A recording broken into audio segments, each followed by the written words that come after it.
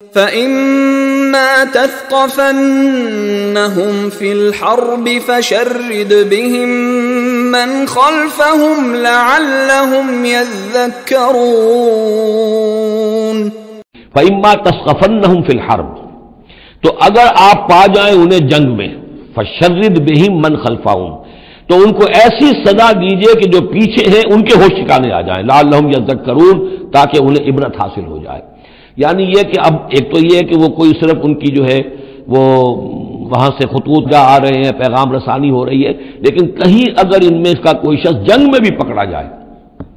واقعتاً وہ جنگ میں شریک ہو جائے، قریش کی طرف سے آ جائے اور پکڑا جائے، تو پھر اس کو وہ سزا دیجئے کہ جو ایک کی سزا جو ہے وہ سینکڑوں کے ہوش ٹھکانے کر دے۔